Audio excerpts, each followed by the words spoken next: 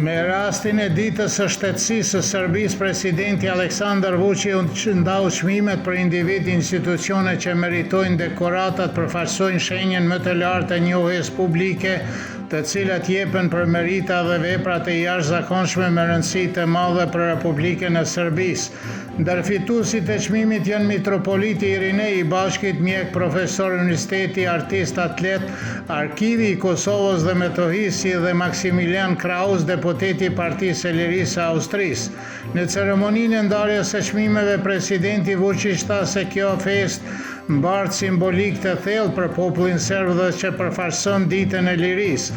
Ai falenderoi veçanërisht serbët nga Kosova dhe Metohia. Ne nuk jemi në një situatë ku kemi kontroll efektiv mbi atë territor, por gjithmonë do të jemi me popullin tonë dhe do të garantojmë mbijetesën e tyre, tha Vučić. 25 vjet kanë kaluar që nga sulmi me bombë në autobusin Niš Ekspres në Livadis pranë Podijeves, kur 12 serbë u vranë dhe 43 serbë u plagosën, ndërsa po shkonin në Graçanis për përkujtim.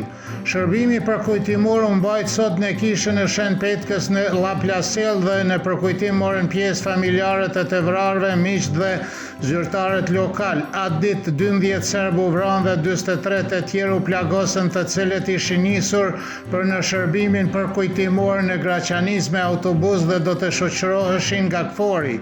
Gjykata Supreme në Prishtinë liroi nga akuzat Florim Ejupin, të cili dëshuar vetëm për atë krim, një procedurë shkallës së dytë dhe deri me sot askush nuk është dënuar. Me rastin e përvjetorit të sulmit në Livadis, lista serbe tha se pa të vërtetën dhe drejtësinë nuk ka as pajtim dhe as paqe të qëndrueshme. Ne i kërkojmë bashkisë ndërkombëtare që të bëjë gjithçka për të hedhur dritën mbi krimin, thonë nga lista serbe. Para dhomave të specializuara të Kosovës në Hagë, avokatët mbrojtës të Jakub Krasniqit paraqiten argumentet e tyre përfundimtare. Mbrojtja Krasniqit pretendon se nuk ka lidhje të drejtë për drejtë midis Krasniqit dhe krimeve për të cilat ai akuzohet. Deri me tani mbrojtja është paraqitur nga avokatët e Hashim Thaçit, Kadri Veselit dhe Recep Selimit. Kjo fazë e procedurës duhet të përfundojë të mërkurën, pas së cilës trupi i gjykues duhet të shqyrtojë argumentet e paraqitura. Javën e kaluar prokuroria kërkoi që të 4 ish udhëheqësit e UÇK-s të akuzuar të shpallën fajtor dhe secili prej tyre të dënohet me 45 vjet burg. Mbrojtja kërkoi lirimin nga aktakuzat. Kuvendi i Kosovës ka vazhduar seancën e jashtëzakonshme plenare mbi propozimin e buxhetit për vitin 2026 me vlerë prej 4 miliardë euro, pasi diskutimi u shty me kërkesë të opozitës për shqyrtimin shqes të dokumentit. Kryeministri Albin Kurti deklaroi në seancën e Kuvendit se propozimi i paraqitur i buxhetit është i vjetër dhe se ai është i nevojshëm që së pari të paraqitet programi i qeverisë që përmban premtimet nga ekspozea gjatë rizgjedhjes.